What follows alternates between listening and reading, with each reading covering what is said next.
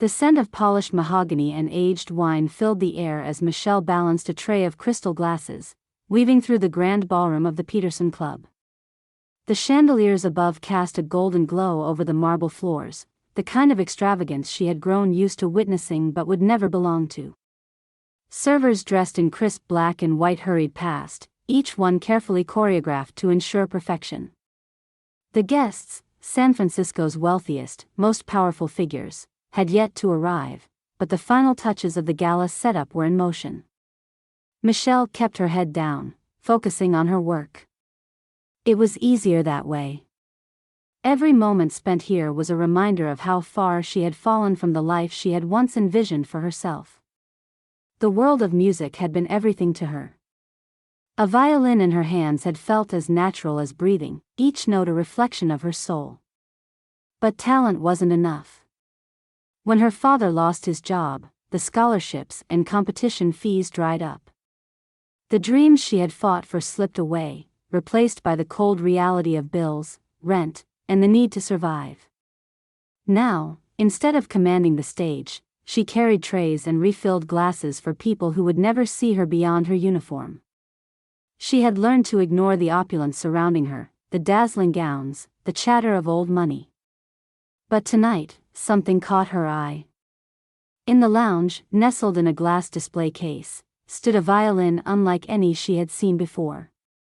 Its varnish gleamed under the dim lighting, the delicate curves and finely carved scroll whispering of craftsmanship beyond anything she had ever touched.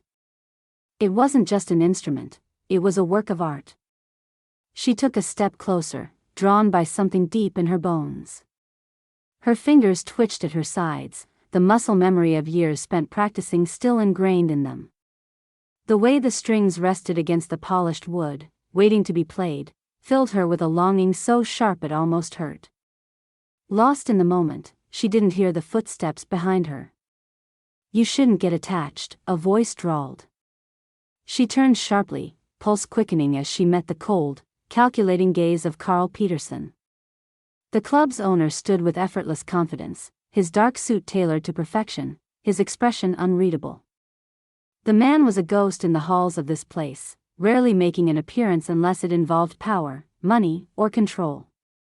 His reputation preceded him, a brilliant businessman with an unnerving ability to cut people down with nothing but words.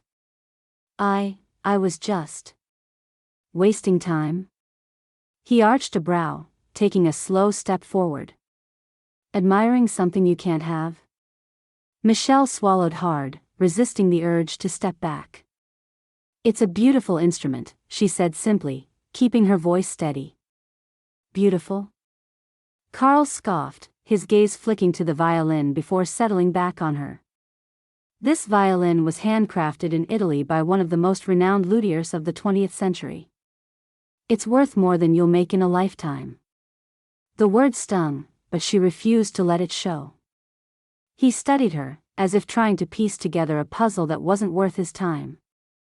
Then, a smirk curled at the edge of his lips. "Let me guess. You used to play." Michelle lifted her chin slightly, though she wasn't sure why she even cared to answer. "Yes." His smirk deepened, but there was no warmth behind it. "And now you're here.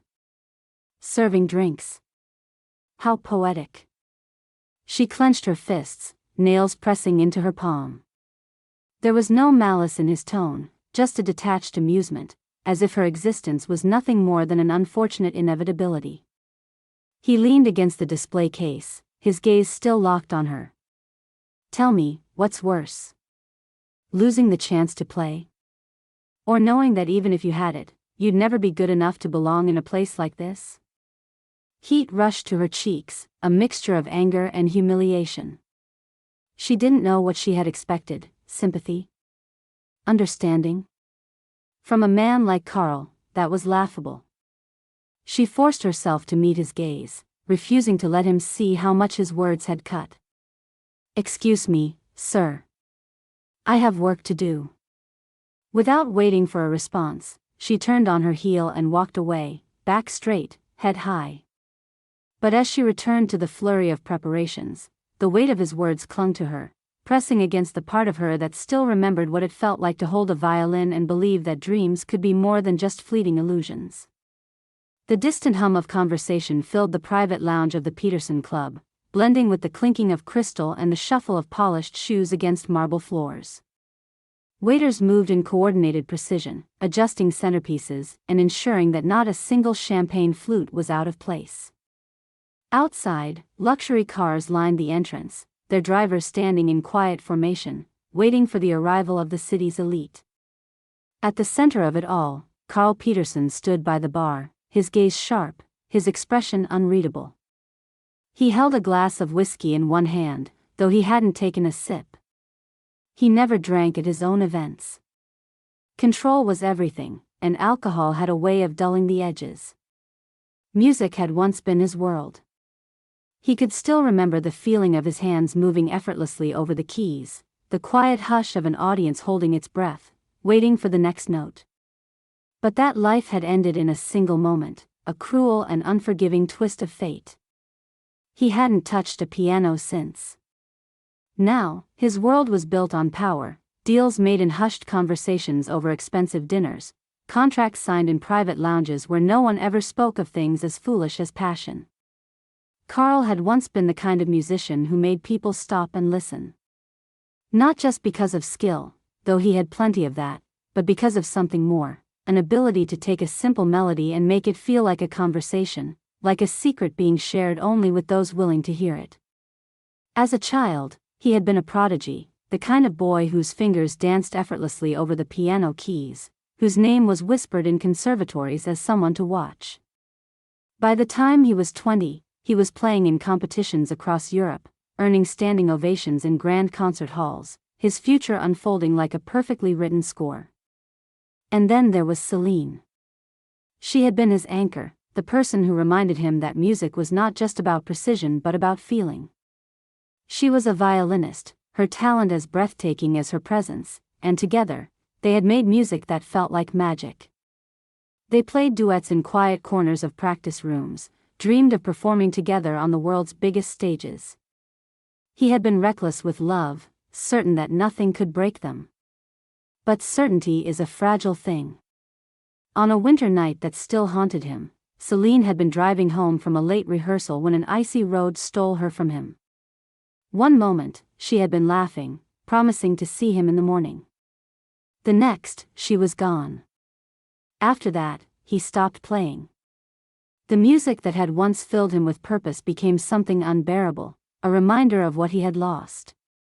He withdrew from the world he had once thrived in, walking away from competitions, from performances, from the future that had once seemed so inevitable. The industry that had once celebrated him moved on, as it always did, and he let it. He told himself that dreams were for fools, that all the talent in the world couldn't change how easily life could take everything away. With nothing left to hold on to, he turned to what he understood best, business. He had always been as meticulous with numbers as he had been with notes, and it wasn't long before he found a new path. He made his first investments in hospitality, using his instincts and discipline to build an empire from the ground up. His name became synonymous with exclusivity, power, and precision. And when the Peterson Club came up for sale, he bought it without hesitation. It was supposed to be just another business venture, but something about owning a place where music thrived, even in the background, felt like a final, silent claim to the past he had abandoned. A reminder that he was no longer the boy who had once believed in music and love. That Carl Peterson no longer existed. He had perfected the art of detachment. Empathy was a weakness, and he had no patience for those who still clung to illusions. People came and went, but in the end, everyone was replaceable. That was a lesson he had learned the hard way. The event tonight was a spectacle, carefully designed to reinforce his influence. The guest list had been curated down to the last detail: CEOs, investors, and socialites who understood that being in his good graces was as valuable as any business deal. Everything had to be flawless, and that meant no distractions. Which was why, when he spotted Michelle weaving through the lounge, he frowned. She moved with practiced efficiency, balancing a tray of empty glasses, her posture stiff with focus. Unlike the other servers, she kept her head down, her expression carefully neutral, as if trying to disappear into the chaos around her.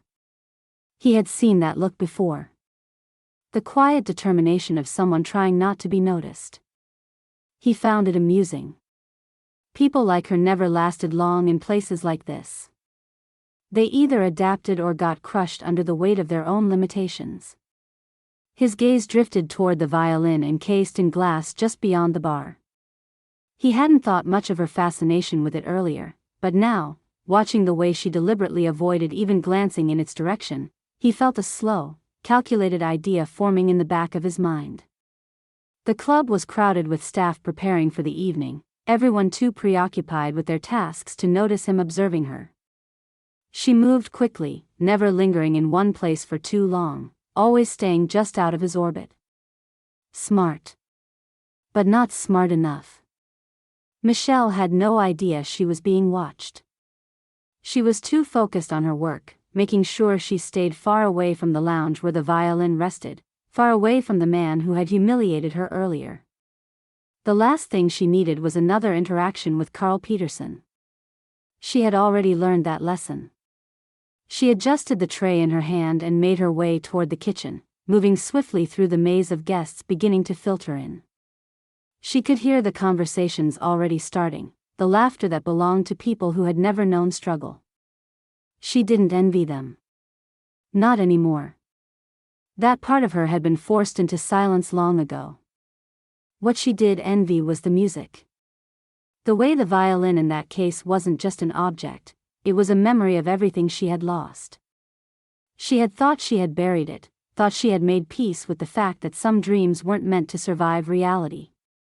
But seeing it had unearthed something painful, something raw. And she had no time for raw emotions. Not tonight. She slipped into the kitchen and exhaled, grateful for the temporary escape. The other staff bustled around her, voices overlapping as last-minute details were checked. She set her tray down and reached for a glass of water, pressing the cold rim against her lips. "Busy out there?" one of the other servers, Dara, asked as she adjusted the bow tie on her uniform. "Always," Michelle said, forcing a small smile. "Rich people love their champagne," Dara muttered, rolling her eyes. "And their ridiculous demands." Michelle chuckled softly. It was the closest thing to a conversation she had allowed herself all night. She liked Dara, but she kept to herself at work. It was safer that way. She set her glass down and straightened her uniform. "I should get back out there." Dara sighed. "We always should." Michelle stepped back into the lounge, the shift in atmosphere immediate. The crowd had grown larger, the energy more electric. The evening was in full swing now, the low hum of conversation mixing with the distant notes of the string quartet playing near the entrance. She moved toward the bar, careful, calculating. If she kept to the edges, avoided the main rooms, she could get through this without incident. But fate had other plans. From across the room, Carl watched her every movement. He could tell she was being deliberate, keeping her distance, trying to stay invisible. That only made him more interested. He swirled the whiskey in his glass, still untouched, and leaned back against the bar. He had always believed in the power of control, in knowing exactly how to push someone just far enough to see what they were made of. Tonight, Michelle was going to learn exactly where she stood. The idea formed so easily in his mind, it felt inevitable. He didn't even have to think about it.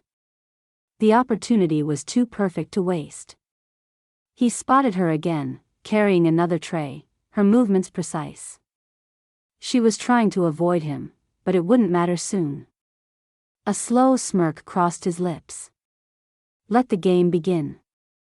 The gala was in full swing, a perfect blend of wealth and spectacle.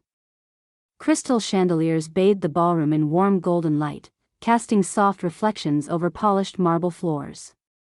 Conversations hummed like a well-rehearsed symphony, punctuated by the delicate clinking of champagne flutes. Servers moved in choreographed grace, ensuring not a single glass went empty, not a single guest was left unattended. Michelle had almost convinced herself that tonight would be uneventful, that she could get through it without incident. But then Carl Peterson stepped onto the small stage at the front of the room, and something in the air shifted. "Ladies and gentlemen," he said, his voice smooth, commanding. Instantly, all conversations faded into expectant silence. He exuded the kind of effortless authority that made people listen, whether they wanted to or not. "It's always a pleasure to host such an extraordinary evening with all of you. And tonight, I thought we'd add a touch of spontaneity. A little, unexpected entertainment." Michelle stilled, her fingers tightening around the tray. Carl's gaze swept across the room before settling on her. He smiled, but there was nothing warm about it. "One of our very own has a hidden talent," he continued. "And I think it would be a shame if we didn't all get to witness it." The moment stretched, and then he gestured toward the grand violin resting in its glass case. "Michelle," he said, with an ease that made it sound almost casual, "come up here and play for us." A murmur rippled through the guests, heads turning, curious eyes settling on her. Her entire body went cold. She wasn't sure what was worse, the sharp, unexpected exposure or the way he said it, like it was inevitable, like he had already decided she would do it and now she simply had to comply. She tried to speak, but the words stuck in her throat. A server should never be the center of attention. A server should blend into the background, unnoticed, unimportant. Carl tilted his head, a hint of amusement playing at the edges of his mouth. "Come now, don't be shy." A few chuckles spread through the room, the kind of laughter reserved for watching someone squirm under a spotlight they never asked for. Michelle's pulse pounded in her ears. She could refuse. She could shake her head and walk away, endure whatever punishment came from denying a request from the club's owner. But then what? Let him win? Let him remind her, in front of all these people, that he held all the power? No. She took a breath, set down her tray, and walked forward. Carl stepped aside as she approached, gesturing toward the violin like he was bestowing a gift instead of setting a trap. The case had already been opened. He had planned this. Michelle reached for the instrument, her hands unsteady as her fingers brushed over the smooth wood. It was heavier than she remembered, or maybe that was just the weight of expectation pressing down on her. She positioned it against her shoulder, her grip familiar but foreign all at once. Silence fell over the room. She lifted the bow, placed it against the strings, and played. The first note wavered, unsteady. A few whispers stirred in the crowd. She closed her eyes, forced herself to breathe. Her body still knew this. Somewhere beneath the years of neglect, beneath the struggle and exhaustion and the fear, the music was still there. She played. The hesitance melted away, muscle memory taking over. The bow glided across the strings, each movement more fluid than the last. A melody filled the space between chandeliers and crystal, something raw and aching and deeply, unmistakably hers. The guests stopped whispering. No one moved. The music swelled, cascading through the room, wrapping itself around the air like something alive. The weight of the moment faded, and for the first time in years, she wasn't just existing. She was playing. She was feeling. And then it was over. The final note hung in the air before dissolving into quiet. Michelle lowered the violin, her chest rising and falling in uneven breaths. A beat of silence. Then, applause. Loud, unmistakable applause. She barely registered it. She barely registered anything except the rush of emotion rising in her throat, threatening to choke her. She didn't want this. She didn't want their validation, their polite admiration. She hadn't done this for them. She set the violin back in its case with careful precision. Without a word, she stepped off the stage. Carl was waiting at the edge, his arms crossed, a knowing smirk tugging at his lips. "That wasn't so hard, was it?" he murmured. She walked past him without answering, her heart still hammering, her hands still shaking. She didn't understand why she was so angry. Maybe it was the way he had made her do this, forced her to bear something private in front of people who would forget her the moment the next drink was served. Or maybe it was because, for the first time in years, she had remembered what it felt like to play. And that terrified her more than anything. The crowd had returned to their conversations, the hum of laughter and clinking glasses filling the club once again. But for Michelle, the moment still clung to her like a second skin. The applause, the murmured astonishment, the sheer vulnerability of being forced into the spotlight, it lingered. Her hand still felt the shape of the violin, her ears still echoed with the music she had unleashed, and deep inside, something unfamiliar stirred. A longing she had buried years ago. She slipped back into her role as if nothing had happened, retrieving a discarded napkin from a nearby table, refilling a half-empty wine glass. But the world had shifted, just slightly. The way guests glanced at her now was different, as if seeing something new. It made her skin prickle with unease. A low voice beside her cut through the noise. "That was extraordinary." Michelle turned, instinctively cautious. The man standing before her wasn't one of the usual guests. He had an air of quiet authority, dressed in a dark suit that seemed more practical than showy. There was something familiar about his face, though she couldn't quite place it. "I'm sorry." "You play beautifully," he said, his tone even, as if stating an indisputable fact. That wasn't just skill. That was artistry. Michelle tensed, unsure how to respond. Compliments from strangers were meaningless. Polite admiration was easy to dismiss. But there was something in his expression that unsettled her, something knowing. "I'm Alaric Voss," he said, offering a slight smile. "I fund several music programs, including the Voss Fellowship for Classical Musicians. I'd like to invite you to audition." Her breath caught. She had spent years silencing the part of her that dreamed of this very moment, of someone important noticing her, of an opportunity like this falling into her lap. Yet now that it was happening, all she felt was panic. She forced out a polite response. "That's kind of you, but I don't." "You do," he interrupted smoothly. "And you should." Michelle swallowed hard, her pulse quickening. The idea of stepping into that world again made her stomach twist. It wasn't just about playing, it was about what it meant to want something again. Alaric held out a small card. "The audition is next week. Think about it." She hesitated before taking it, her fingers brushing against the thick paper. She knew she should say thank you, but the words stuck in her throat. Instead, she nodded and walked away. The card felt heavier than it should as she slipped it into her pocket. The next few days unraveled her carefully constructed sense of self-preservation. The invitation sat in the back of her mind, haunting her at the quietest moments. While wiping down tables, while navigating the busy streets of the city, while lying in bed staring at the ceiling. She had spent years convincing herself that music was a closed chapter, a part of her past she had made peace with. But had she? Or had she just been running from the weight of failure? She had been playing since she was 6, back when her fingers barely stretched across the strings, when the violin had felt too big for her small hands. Her mother had taken her to every lesson, sitting patiently in the corner of the studio, smiling at every broken note, every mistake. By the time she was 10, she was performing in recitals.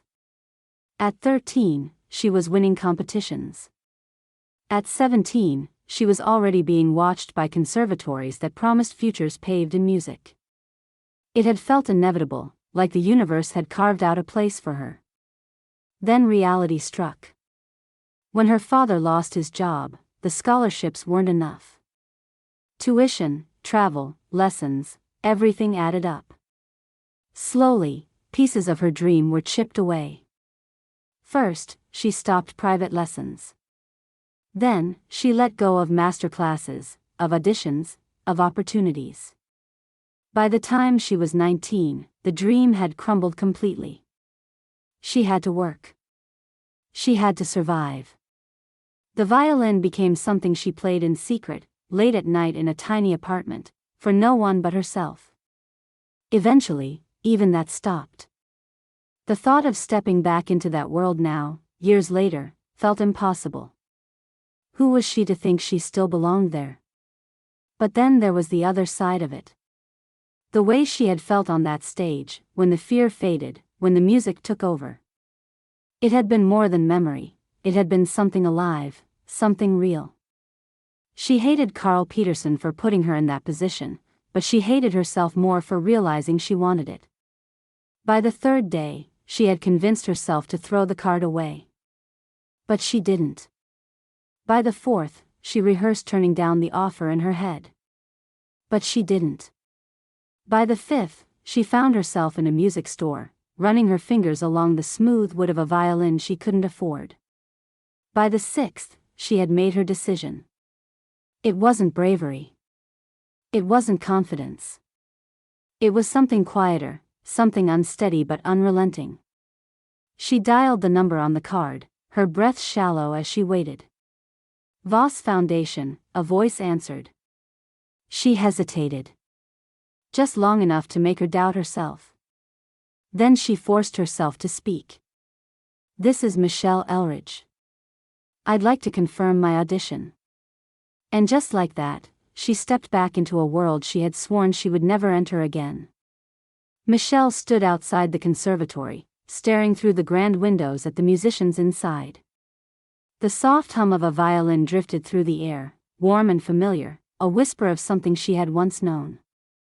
She was here because of Alaric Voss, because of his belief in her, but as she watched the students move with effortless grace, doubt crept in. They belonged here. She was just a server who had once played well enough to dream of something bigger. She hadn't touched a violin in years, and she didn't even own one anymore. The last time she had held one, she had promised herself it would be the last. That was what made this so terrifying, not just stepping back into this world but allowing herself to want it again. The receptionist at the front desk had been expecting her. Alaric had arranged everything, right down to the loaner violin from the conservatory's collection. Michelle followed a young assistant down a quiet hallway, her heart hammering as they reached a practice room.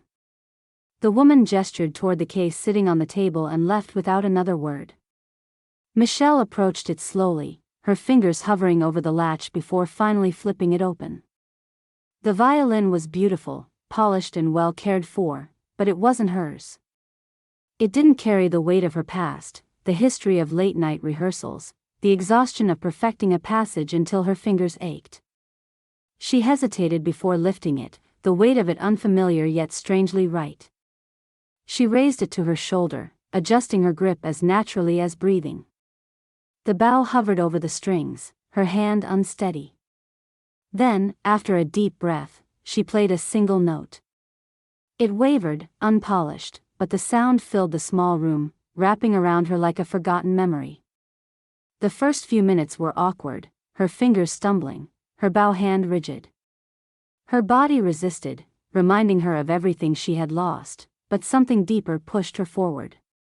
The notes started to come easier, and then, suddenly, it was there, that feeling, the one she thought had died the day she gave it all up. She practiced for hours, losing herself in scales, exercises, old pieces that had once felt like second nature. The muscles in her hands protested, unused to the demand she placed on them, but she ignored the ache. She had a week before the audition. She would make every second count. Across the city, Carl sat in his office, unable to concentrate. He had spent years building an empire, making decisions that affected fortunes, buying and selling properties without hesitation. Yet somehow, the sound of Michelle Elridge's violin still played in the back of his mind. It was absurd. She was a server, nothing more. He had only wanted to amuse himself, to remind her of her place. He hadn't expected her to be good, let alone extraordinary. And now, people were talking about her, the guests, the staff, even Alaric Voss, who had taken it upon himself to sponsor her audition. He told himself it didn't matter. Her playing was nothing more than a fluke, the muscle memory of someone who had once had potential but never enough to succeed. But still, it irritated him. He convinced himself that this was about control, about setting an example. Employees didn't just elevate themselves.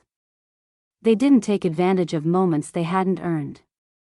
If Alaric thought he could pluck someone from obscurity and turn her into something more, Carl would remind him that life didn't work that way. Word of the audition reached him through the club's endless stream of whispers. Information traveled quickly in places like this, where favors were currency, and everyone was looking for an advantage.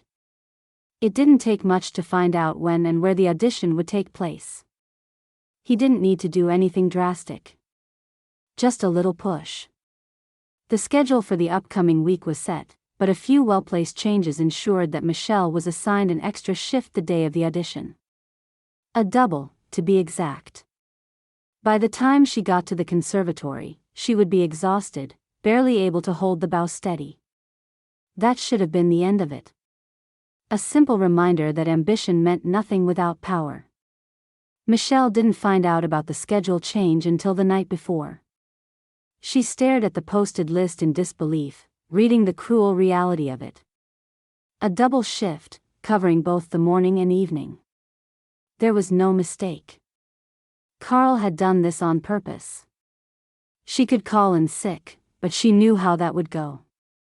The club didn't tolerate unreliable staff, and she couldn't afford to lose her job. Panic clawed at her chest.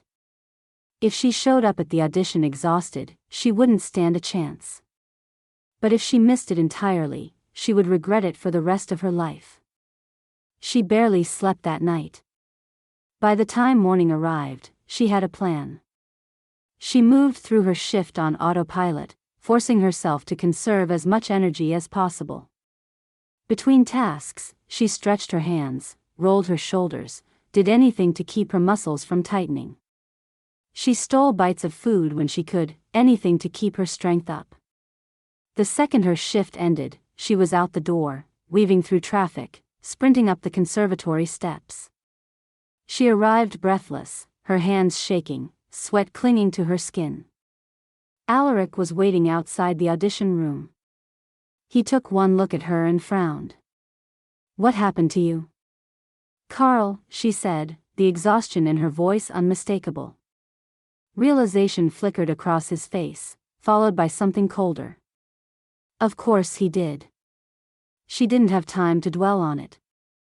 The assistant called her name. Alaric gave her a steady look. "You can do this." Michelle wasn't sure she believed that. But she nodded anyway, straightened her back, and stepped inside. The room was silent, the judges seated in a row, their expressions unreadable. She lifted the violin, ignoring the way her arms felt like lead. She placed the bow against the strings. And she played. Michelle stood in the center of the audition room, gripping the violin as if it were the only thing keeping her upright. The exhaustion from her double shift clung to her, dragging at her limbs, dulling her senses. The judges sat before her in an unbroken line of polite detachment, their pens poised, their eyes unreadable. A single moment, stretched unbearably thin. She took a breath, placed the bow against the strings, and played. The first note wavered, her fingers stiff, her body protesting the effort. She could feel the exhaustion weighing down her movements, threatening to steal what little strength she had left. For a terrifying moment, she thought she might fail. Then something inside her shifted. She pushed past the fatigue, past the ache in her muscles, past the whisper of doubt that had followed her for years. The music took hold, wrapping around her like an old friend, guiding her hands with the ease of memory. The exhaustion faded into the background, replaced by something more powerful, determination, longing, something deep and raw that had been waiting to be set free. The room faded. The judges disappeared. It was just her and the music. She played like she was telling a story, not just performing. Every note carried something real, her struggle, her regret, the years of silence she had forced upon herself. She played as if she were speaking directly to the parts of her that had given up, reminding them that they were still alive. When the last note hung in the air, fragile and aching, silence followed. She lowered the violin, her breath unsteady. The judges exchanged glances, their expressions unreadable. Then one of them, an older woman with silver hair and kind eyes, leaned forward. "That was remarkable," she said simply. The tension in Michelle's shoulders eased just slightly. The head judge cleared his throat. "We'll be in touch soon with our decision." Michelle nodded, murmured her thanks, and walked out of the room. Alaric was waiting in the hallway. The moment he saw her, he smiled. "You did it, didn't you?" She shook her head, her nerves still too raw. "I don't know." But 2 days later, she did. The acceptance letter arrived in her inbox, formal and professional, but the words on the screen blurred as she read them over and over. She had been chosen. She was officially part of the fellowship. Relief flooded through her, followed quickly by something warmer, something unfamiliar. Hope. Alaric called as soon as he heard. "You deserve this," he told her, and for the first time in years, she thought maybe he was right. But the celebration was short-lived. Because Alaric had also learned something else, Carl had deliberately tried to keep her from the audition. Alaric had been in high circles long enough to know how men like Carl operated. It didn't take much to find out about the last-minute schedule change, the calculated move to exhaust Michelle before the most important moment of her life. So he went straight to the source. Carl was in his office at the club, reviewing upcoming events, when Alaric walked in unannounced. "You're going to leave her alone?" Carl barely looked up. "I wasn't aware I needed your permission to run my own club." Alaric shut the door behind him, his voice cool but sharp. "I know what you did." Carl leaned back in his chair, unfazed. "You'll have to be more specific." The double shift. The attempt to sabotage her audition. Alaric stepped closer, his usual polished demeanor giving way to something harder. "You're a powerful man, Carl, but I doubt even you would enjoy the reputation of being the kind of person who actively tries to ruin an employee's future out of spite." Carl's smirk didn't quite reach his eyes. "You give me too much credit." "Do I?" Alaric tilted his head. "Because I can make this very public if you push me. I know people. People who care about reputation, about influence. You built your empire on being untouchable. But how do you think your business partners will feel about aligning with someone who goes out of his way to crush talent? Someone who punishes ambition?"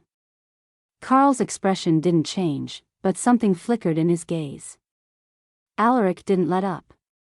"Walk away, Carl. Let her succeed. Or I swear, I will make sure that everyone knows exactly what kind of man you are." Silence stretched between them. Finally, Carl let out a slow breath, setting his pen down. "You've made your point." "Have I?" A muscle in Carl's jaw tightened. "She's free to do whatever she wants. I won't interfere." Alaric studied him for a moment before nodding. "Good." He turned and left, the door clicking shut behind him. Carl sat still, staring at the space where Alaric had just stood. It wasn't the threat that lingered, it was the realization that he had cared enough to interfere in the first place. He told himself it had been about control, about reminding Michelle where she belonged. But that wasn't entirely true, was it? Because when she had played that night at the gala, when she had stood there, gripping that violin as if it was the only thing tethering her to the world, he had felt something he hadn't in years. He had felt the kind of ache that came with remembering. Celine had played with that kind of emotion. She had loved music with that same unshakable passion, had believed in it the way Michelle clearly still did. Carl had buried that part of himself long ago. He had convinced himself it didn't matter. But the night Michelle played, something in him had cracked. He thought about the way her music had filled the room, the way it had held people captive, the way even he had found himself listening despite every instinct to ignore it. And now, despite everything, she had still won. She had pushed past his interference, past his calculated attempts to hold her back. She had done exactly what he once believed he could do, fight against the world and win. And he wasn't sure what unsettled him more, the fact that he had tried to stop her or the fact that he had wanted to. The evening unfolded in a seamless display of elegance, the kind of event that made the Peterson Club a staple of San Francisco's elite.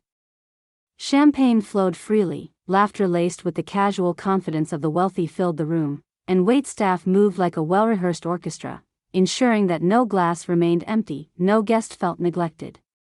The night had been planned down to the smallest detail: exclusive guest list, impeccable menu, the perfect balance between luxury and exclusivity. Except for one unexpected request. A well-known philanthropist, seated at the center of the ballroom, leaned back in his chair and let out a sigh of contentment. "The atmosphere is perfect," he mused to the table, swirling his wine lazily. "But you know what would make it even better? Live music." His companions murmured in agreement, nodding. Someone else chimed in. "Yes, something intimate, something real." Carl Peterson had been listening, even while pretending not to. He had spent years mastering the art of appearing unaffected, of existing in the background of his own events while controlling every aspect of them. But this suggestion, small as it was, struck an uncomfortable chord. He already knew where this was headed. As if on cue, Alaric Voss set down his glass and turned toward him with an easy, knowing smile. "I might have a suggestion," he said casually, as though it had only just occurred to him. "Michelle Elridge." Carl didn't react, not outwardly, though his grip on his glass tightened. The room was already responding to the name. Several guests exchanged interested glances, remembering the unexpected moment at the last event when she had played, how her music had stolen the breath from the room. Alaric leaned in slightly. "You wouldn't deny your guests a little entertainment, would you?" His voice was light, but the challenge was unmistakable. Carl considered his options. He could refuse, brush it off with some excuse, remind everyone that the club hired professionals for these things. But he could already see the way the guests were waiting for his answer, the subtle curiosity in their expressions. If he denied them now, it would confirm the whispers, that he had tried to sabotage her, that he had crushed an employee's dream out of spite. And if there was one thing Carl despised, it was weakness. So he exhaled slowly, feigning indifference. "If she's willing." It was the safest answer. It placed the choice on Michelle. If she declined, no one could accuse him of standing in her way. Alaric's smile didn't falter. He simply nodded. "I'll ask her." Michelle was in the back, folding linen napkins with the kind of focus that only came from trying very hard not to think about the fact that she was here at all. She had told herself she wouldn't let this place affect her anymore, that she was only here because she still needed the job while she prepared for the fellowship. But being in these walls again, after everything, felt heavier than she expected. When Alaric appeared beside her, she knew before he even spoke. "They want live music," he said simply. She didn't move, didn't answer right away. She could feel the weight of the moment pressing in on her. "They want me to play," she murmured. It wasn't a question.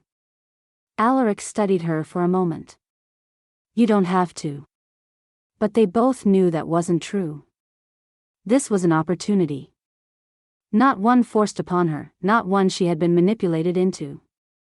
A choice. A way to reclaim the moment Carl had tried to take from her. She straightened, smoothing her hands over her uniform. "Where's the violin?" Minutes later, she stepped into the ballroom, feeling the weight of 100 eyes settling on her. The same people who had barely noticed her when she had been serving their drinks now watched with interest, anticipation. She lifted the violin, adjusted her stance, and took a breath. Then she played. The music was different this time. It carried none of the raw, hesitant energy of that first night. This time, there was confidence in every note, a quiet defiance woven into the melody. She wasn't playing because she had been forced to. She wasn't playing to prove anything to Carl or to these people. She was playing because it was hers. The crowd was silent, transfixed. And in the back of the room, Carl watched. He had told himself it didn't matter, that he had agreed to this only to save face. But the moment she started playing, he knew that was a lie. Something in her music reached him in a way he hadn't let himself feel in years. It was as if she was speaking a language he had long forgotten, one he had buried beneath business deals and power plays and the carefully constructed walls he had built around himself. By the time the last note faded into the air, the applause was instant and thunderous. Michelle lowered the violin, chest rising and falling with the remnants of adrenaline. But before she could move, Carl stepped forward. She froze. The applause quieted as people turned their attention to him, watching, waiting. He walked toward the stage, each step deliberate. Then he turned to face the room. "I owe you all an apology," he said, his voice steady, but different, less rehearsed, less controlled. The murmurs stilled. He glanced toward Michelle before looking back at the crowd. "At our last event, I made an error in judgment. I put someone in a position they did not ask for, forced them into a moment that should have belonged to them and them alone. And yet, despite my interference, she rose above it." Michelle's hands tightened around the violin. Carl took a breath. "I underestimated her." He let the words settle before he turned to her directly. "And I was wrong." For a moment, silence stretched between them. Then the applause started again. But Michelle barely heard it. Because for the first time since meeting him, Carl Peterson didn't look like the untouchable businessman who had dismissed her so easily. He looked like a man who had just seen something he couldn't ignore. And somehow, that unsettled her more than anything. Michelle's life had settled into a new kind of rhythm, one that no longer felt like survival but like something closer to living. Mornings were spent at the conservatory, afternoons studying compositions, evenings rehearsing until her fingers ached. And in between, when the reality of rent and bills couldn't be ignored, she still worked at the club. She could have left after the fellowship accepted her. A week after the gala, Carl approached her with an offer. It was after closing, the club quiet except for the lingering scent of wine and the faint echoes of conversation from earlier in the night. He found her in the lounge, rolling silverware into crisp napkins, the kind of mundane task that had become second nature.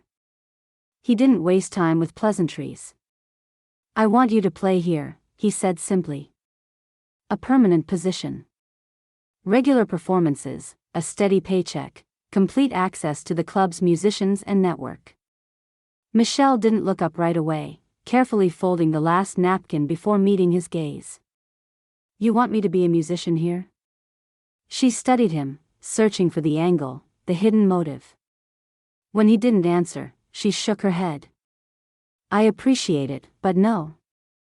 His expression didn't shift, but something flickered in his eyes. "No?" She exhaled, setting the napkin aside. "I'm not looking for a comfortable place to land. I need to earn this on my own." She expected him to argue, to tell her she was being foolish, but he only nodded once, as if her refusal had confirmed something he already suspected. "Then keep your job as a server," he said. "For now." It was a tempting offer, but she wasn't ready to accept something that easy, not yet. She wasn't looking for shortcuts, wasn't going to become someone plucked from obscurity and dropped into luxury. That wasn't her story. So she stayed as a server. Carl didn't understand it. When she had refused his offer, he had studied her carefully, waiting for an explanation. But the arrangement worked. She kept her job at the club, working shifts around her studies, slipping in and out of a world that now felt more temporary than it ever had before. And as time passed, things began to shift. The conservatory opened doors she had once thought were shut forever. Word of her performances spread, and soon, offers started coming in. Small gigs at first, private events, intimate concerts, but they grew. She played in front of new audiences, met people who had spent their whole lives in music, people who had never known what it was to lose it and claw their way back. She wasn't just playing again. She was building something. The night finally came when she knew it was time to let go of the club for good. She had landed a position with a touring ensemble, something that would take her across the country for months at a time. It wasn't a guarantee of anything permanent, but it was a step, and it was enough. Her last shift passed in a blur. She had expected to feel something, nostalgia, maybe even sadness, but all she felt was certainty. As she changed out of her uniform for the last time, a voice called her name. One of the managers told her Carl wanted to see her before she left. Her stomach tightened. She almost considered ignoring it. Whatever words needed to be exchanged had already been said. But she also knew leaving without facing him felt unfinished. She walked through the quiet halls of the club, past rooms that once felt like they would be part of her forever. When she reached his office, she hesitated only briefly before knocking. "Come in," he called. She stepped inside, half expecting him to be busy, distracted, already moving on from whatever moment this was supposed to be. But he was waiting, standing by his desk, watching her. "So," he said, leaning back slightly. "This is it?" She nodded. "This is it." He exhaled slowly, as if considering his next words carefully. "I wanted to thank you." She frowned slightly. "For what?" "For proving me wrong," he said simply. "And for reminding me that some things are worth revisiting." Something in his expression softened, just slightly. She didn't know what to say to that. Before she could figure it out, he reached behind his desk, lifted a sleek black case, and placed it in front of her. She stared at it. "What is this?" "A parting gift," he said. She hesitated before opening it. Inside, resting on deep velvet, was a violin. Not just any violin, one of extraordinary craftsmanship, delicate but powerful, the kind only found in the hands of professionals who had long earned their place in the world. She looked up at him, stunned. "Carl, You don't have to accept it," he said, his voice quieter now. "But I want you to have it. As a reminder of how far you've come. And of what's still ahead." She swallowed hard, her fingers brushing over the wood. "You didn't have to do this," she said. He tilted his head slightly. "Neither did you." She closed the case, holding it carefully. There were things left unsaid, things that neither of them knew how to put into words. But maybe they didn't have to. They had taken a bad situation and made something out of it. That was enough. They shook hands, an understanding that they were now equals. She lifted the case, nodded once, and walked away.